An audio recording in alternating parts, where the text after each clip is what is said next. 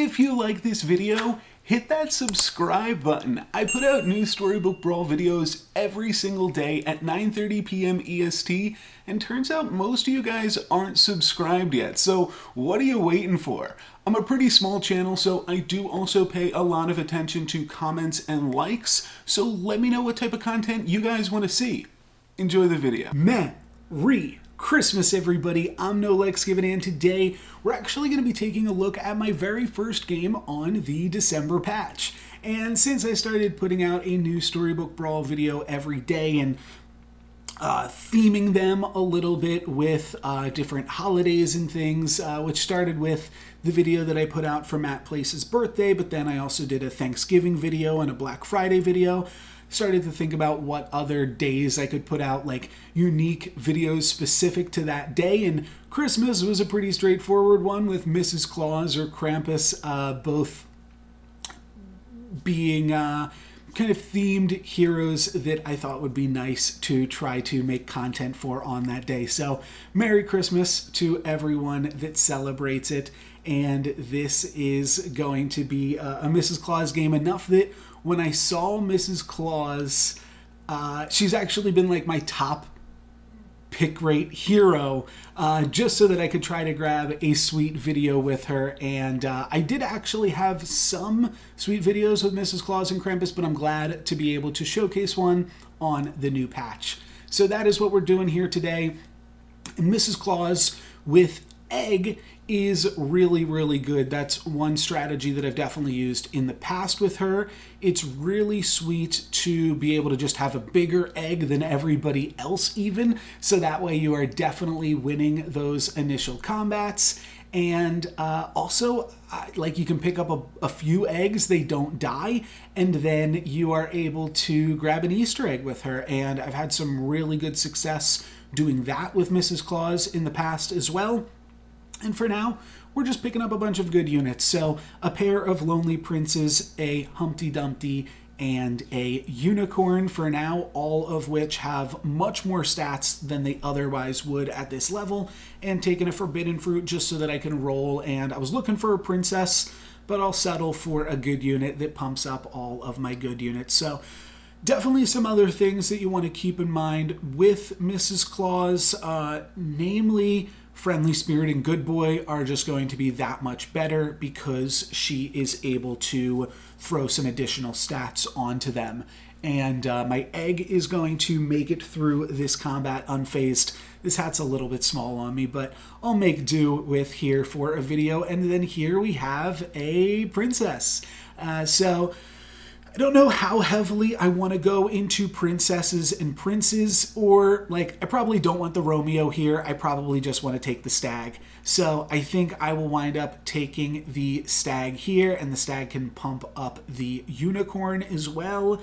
There is a small consideration for taking another Forbidden Fruit just to try to find some additional Humpty Dumpties or a triple for my Frog Prince, but I don't think we need to go that deep. One of the other like big strengths of Mrs. Claus is just that +1/+1, and Krampus too. The +1/+1 on the early combats should be enough that, and this is also true, I would say, for Jack's Giant, right? Is the early stats are certainly nothing splashy, but they allow you to win all of your combats in the early game. So it's effectively like they're starting on 40, 50 life, because that benefit from them just gets to continue to go to work throughout the rest of the game, as opposed to something like Horde Dragon, which started on 45 and is now down to 33. We could see picking up something like Happy Little Tree here, but Happy Little Tree definitely falls off a little bit. I think that we could consider the Sleeping Princess, but I probably just want to roll because I want to find multiple copies of any of these things that I already have. Trojan Donkey, though, does seem really good, and we could Trojan Donkey plus Kidnap. We are playing against a Sharon, so kidnapping against a Sharon does mean that we could wind up making use of some of these additional stats here, and by that I mean stealing the additional stats that the Sharon has. That's what I meant to say. That's definitely not what I said. But Kidnap, I think, Winds up being a pretty good spell against Sharon, Merlin, maybe Potion Master, potentially Wonder Waddle, steal an upgraded unit or something like that. Also Gwen, if you can steal their upgraded unit, then you've just stolen their hero power. So that is pretty fantastic. But for now, I think we are good to just run this kidnap. And I forget actually what we stole, but it was, I think it was an upgraded baby dragon. I think that's what we got. I'm not even sure that that will make the mark here enough for us. Does look like my opponent is going to get a sleigh with their Brave Princess, and then we're going to take them out with our Humpty Dumpty here. Humpty finally getting back in the action. We have the chance to pick up 2 different pairs here if we just buy out this shop and then buy the Candy Rain. That also, I believe, will give us +1/+1 on this baby dragon. Let's see. I don't know. It didn't. I didn't mouse over it yet, but I think we also just got +1/+1 on the baby dragon. Will I mouse over it because I think it's bigger than these? Yeah, it's better than just playing a friendly spirit now at this point. So it did indeed. Or wait, no, maybe it didn't. Maybe it always was a 6/4 because our stag traded with it. So maybe it didn't get that. I'm not quite sure how that rules interaction works out, but nonetheless, I think we're looking pretty strong here. Do have to consider if we want to... Yeah, no, I think this is good. I mean, we could play like the Romeo over the donkey or something like that, just to have a 7/5 instead of a 3/7. Either way, it's kind of equally powerful, and then as long as the stag gets to attack, I'm not really worried about losing this combat. Getting the stag bonus on a pair of Shorewood Sure Shots is going to be really good. Unfortunately, we won't quite be getting there, but the donkey looks like it's going to be enough to survive a few hits here, so that is nice. That it will be stronger than the Vampire, or it won't attack into the Vampire is what I meant to say. And yeah, we'll be able to take out the Vampire here and then take out the Shadow Assassin here, so we're still winning our combats. Not too shabby against a pretty strong Trophy Hunter as well. And here we're just looking for Juliet. That would be a pretty big power spike for us. Chupacabra is good with this pair of Sherwood Sure Shots. And then we see Copycat Friendly Spirit, and that is really, really something powerful to be able to do with the... Oh, we also see a Juliet. So how can I sell enough here to buy everything that I want? I'd have to sell 2 more things. So I guess that's either the pair of... what do you call it? It's breaking up one of my pairs, or it's selling my animals. And there's an interesting thing here that I can do where I can put like my Juliet first, and then I can have the Copycat attack.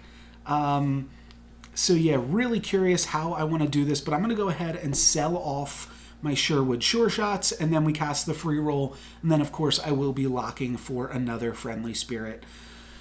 So this is looking pretty powerful. We do see another Sherwood Sure Shot right after we sold the last one, but good stuff nonetheless. Up against Jeremiah again as the Gwen, throwing the stag first, so that way the Copycat can throw the stag buff once it's even bigger, and our Friendly Spirit is now a 14/14, so that's going to give a bunch of stats because it happened to proc onto itself. If this Romeo can hit the Friendly Spirit, no, not going to be lucky enough to do it. Oh, I guess the Juliet can. That'll be enough to survive there, but Sporko does take it down. We will have an 18/18 Juliet, though, that comes off of this one and is enough to hit Jeremiah for 5. Doesn't really matter how big the Juliet was. What did I say? 18/18? Whatever. Here we go. Another Friendly Spirit in. So now I'm considering, like, how do I want these Juliets to work? I think I just want to try to triple something so that we find a little bit more room. And we triple the Friendly Spirit. So that's great. Reduplicator is pretty good with Romeo plus Juliet. I think I'm interested in that one.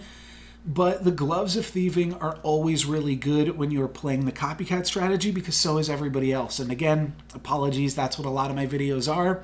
just the best strategy in the game right now. So when we're looking at games, a lot of which I am winning in these YouTube highlights, we're going to see a lot of copy boys. So there you go. Do have to decide what I want to pump up here with this stag. If I just want to pump up, yeah, like this.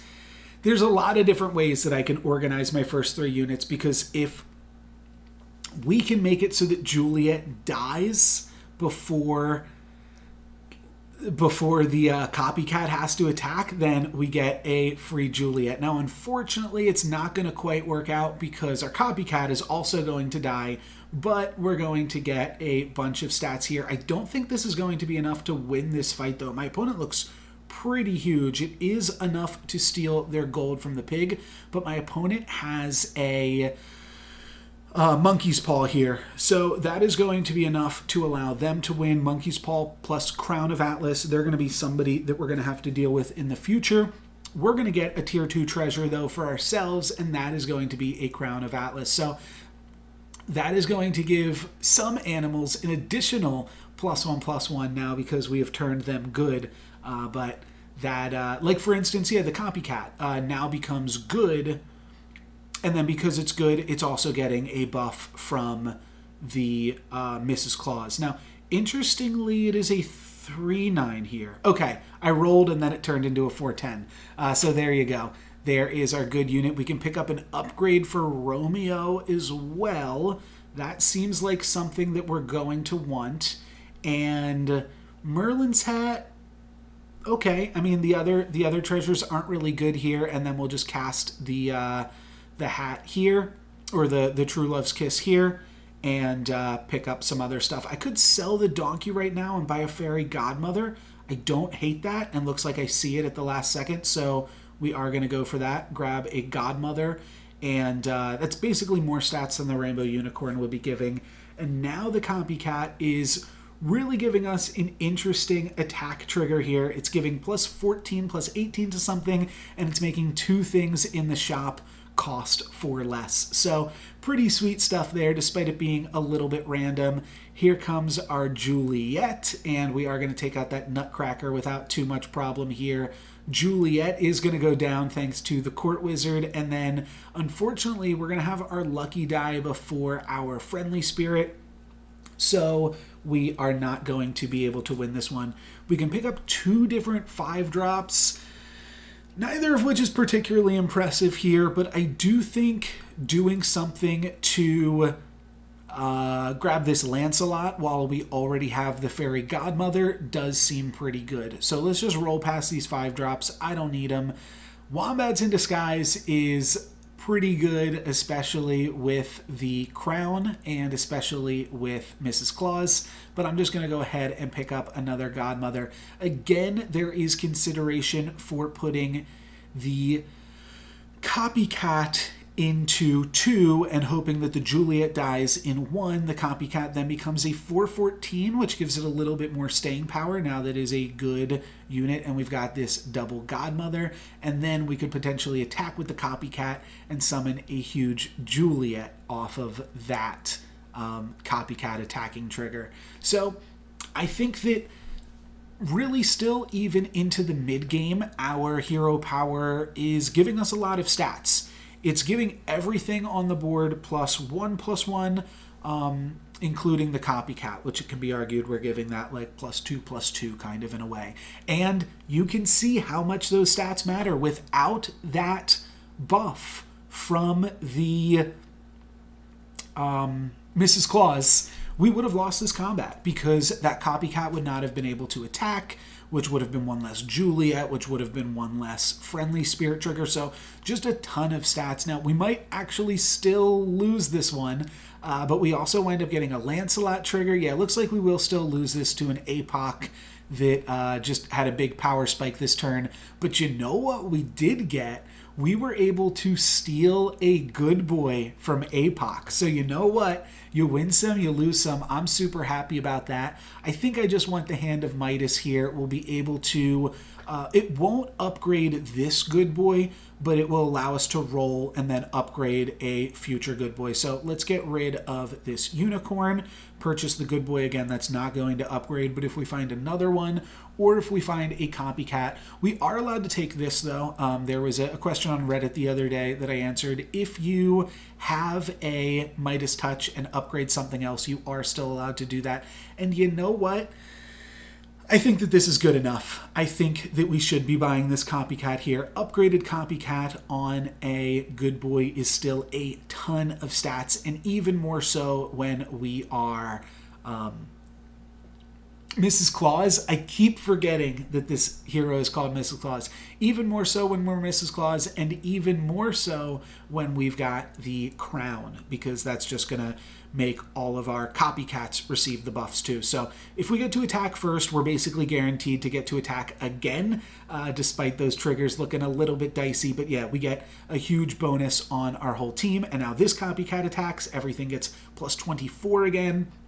We are going to lose that second copycat now, but we're just absolutely huge, and I don't think this will be nearly enough to kill Callie P. Anderson here, but it will put them down to 1. So pretty close fight there. I'm going for a True Love's Kiss on Lancelot. We hit a Lordy, as you do, and then we'll pick up the Wretched Mummy. Now we're just rolling for good boys, rolling for copycats. We're pretty strong. Could take the 9 Sea Terror there, could also take a Juliet, but I want to transition out of that stuff eventually anyways. I'd much rather have ranged units than have just these Romeo and Juliet pairs. I could even cut Romeo Juliet for Friendly Spirit here, but I'm going to hang on to it for another second and just keep rolling, and hopefully we can find another treasure for all of this too. Okay, I'm just considering the Black Cat. I think this is fine. We already have one. We don't throw away that much by picking up another. We basically just cost ourselves 1 gold here because it is just a tier 2 unit. So we'll roll. We'll see if we can find the boots. A lot of players, especially Lomenko, who is one of the bigger users of the copy boy strategy, doesn't really advise on going for tier 2 treasures. But it doesn't hurt us that much to do so. We weren't doing too much else with the gold. We're just rolling for good boys. But I mean, that's two more rolls that we just threw away. So, you know, it could definitely be argued that it had hurt us here. And by the time that we buy another one, that's even more additional rolls thrown away. So Shrivel's going to take out our copycat, but we are going to get double good boy triggers here. That's going to make everything pretty large. We do have to contend with some court wizards here. That's just going to barely not take out the Godmother and then allow our good boy to attack in. So let's see. Some shots going on to the good boy. Good boy is almost dead. Let's see. Will they finish it off here now? No, not quite. Not quite. Romeo's then going to get in, and then Court Wizard's going to hit the Friendly Spirit. So my opponent's going to save themselves a little bit of life points, but not enough, because 8 is enough to kill them here. Romeo never dying. That's where, yeah, you can see Romeo is not super strong, but we'll go for Black Cat. Maybe we get the boots. We don't. We get a bunch of bad treasures, so we're just skipping this here, and this is where you can see that it's not really usually that beneficial to go for it. But maybe we can make some other stuff happen. Another copycat is looking pretty good. At this point, we got to cut Romeo and Juliet, though. So Romeo and Juliet are on the chopping block, and we'll just continue to roll. Just trying to see what our best unit is to place in that last slot, and we'll go for this. I think I do wind up... No, I don't throw the Cupid in there. That's a little bit surprising. I do think that the Cupid could have been good at that point, though, as well. But you know what could also be really good is a Hercules. So if we feed the Kraken on anything and then sell the rest of the stuff, feed the Kraken is just... Oops, sorry about that. Feed the Kraken is just such a long animation that things get a little bit dicey there. But we are able to buy the Hercules in time, and hopefully Hercules gets to attack. Hopefully he doesn't get sniped by a spell or something. There goes my opponent's Hercules. There goes their hero, and my good boy is going to get the buffs. That's going to be enough for my second or third copycat to be able to attack. And now Hercules is going to have a ton of stats. So if good boy dies here, now Hercules is one shot from delivering a final blow here. So looks like Copycat will soak up some damage here in the front line. Hercules will get its treasure. Then Copycat will trade with Baba Yaga, soak up another Baba Yaga, and Friendly Spirit is able to deliver the final blow to Wonder Waddle. So now we're in top 4 and we're grabbing a level 6 treasure. We can grab a Pandora's Box or we can grab a Wand of Weirding. And Wand of Weirding, when you've got Crown of Atlas, is really good because now if we find an evil twin, we just grab an upgraded Good Boy. That is really, really good. We're really going to be looking for that one. We're just seeing a bunch of shards. We don't want any of those. Sugar and Spice, not good enough. Buy the chicken just in case we totally miss on this turn. Will allow us to more easily buy the Evil Twin next turn. But we're not getting there. We just don't get an Evil Twin this turn. I'll sell the Grim Soul to try to roll one more time. Hopefully we can find it, or you know what, something else that would be really good is if we play against, I forget who in this lobby was also a Copycat player, but that seems really good as well. I'm going to move the Godmother to the back row just because I think it's really good, and I'm actually going to cast a Cat's Call here.